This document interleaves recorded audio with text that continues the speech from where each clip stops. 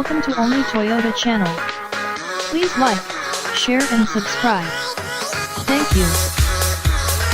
On that topic, the 2018 Prius C also comes with a jump in price, now selling for $24,040 plus on-road costs for this entry-grade version, so it's still the most affordable hybrid you can buy in Australia, and while there are some shortcomings, there are some notable additions to the cabin. The newly added 6.1-inch infotainment system with satellite navigation and SUNA live traffic updates is a huge step up from the old system, though it pales in comparison to the best systems you can get around this price point. It lacks the latest smartphone app mirroring technology, but does have Toyota Link apps, and the requisite Bluetooth phone and audio streaming with voice control tech. That system is simple enough to use, but doesn't let you pair phones, choose contacts or input numbers on the move, a common bugbear with Toyotas. Further, there's a new 4.2-inch driver information screen with digital speedometer, and while the trims and finishes throughout the interior have been redone to make it feel a little less drab, the piano black finishes add a shiny aspect here and there. It still isn't overly lovable inside, with hard plastics abounding. There are some thoughtful points, like huge cup holders under the center stack area, bottle holders in the front doors, and a small covered armrest between the front seats. But, in the back seat there is only one map pocket, and a flip-down cup holder that extends from the back of the armrest up front. No vents, no door pocket storage, no flip-down center armrest integrated into the rear seat. However, the amount of space back there is pretty excellent for the class, with a 6-footer easily able to slot behind someone of the same size. But, if you're paying this much for a car this small, you'd probably expect things like automatic wipers and headlights, both of which are absent here. You don't even get daytime running lights. And if you were thinking of spending this much money in order to save money on fuel, you'd be a bit of a fool. Not that the Prius C isn't ultra efficient, because its petrol-electric hybrid system, combining a 1.5-liter 4-cylinder petrol engine producing 54 kilowatts with a 45 kilowatts electric motor, for a maximum combined power output of 74 kilowatts, is super-duper efficient in the real world. The claimed consumption remains at 3.9 L/100 km on the combined cycle, and in reality you will be able to achieve that in urban driving. We did, on numerous occasions. Where the Prius C doesn't make as much sense is for long-distance, open-road commuters.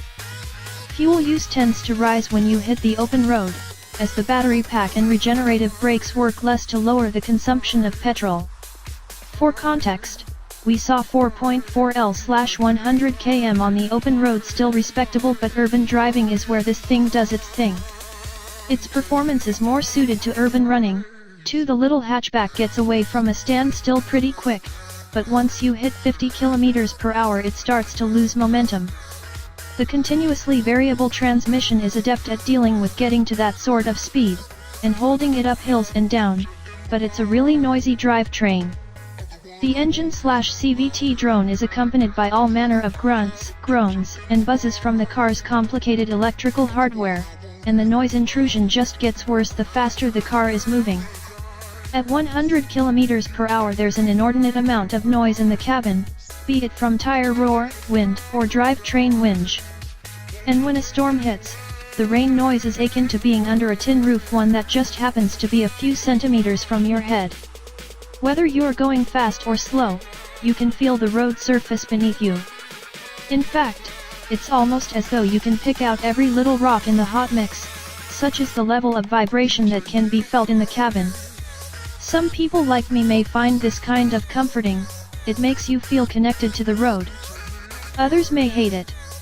Most, though, will likely take issue with the brake pedal feel, which is hard to judge at times, and the fact the Prius C can get blown around in crosswinds. But there are some pluses to the way the Prius C drives.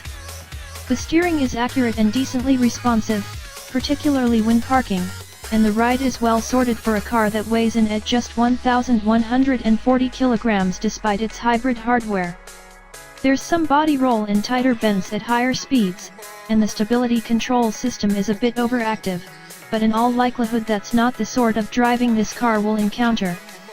We've established that, for city dwellers, it'll run on the smell of an oily rag, and maintaining the Prius C is anything but costly.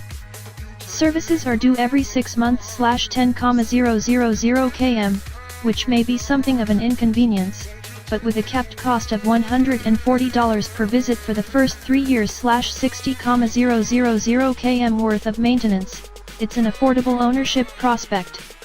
It is covered by a 3-year /100,000 km warranty, but the battery is covered by an 8-year /160,000 km plan. Look, it serves a very niche purpose in the market, one that will appeal only to a very niche buyer.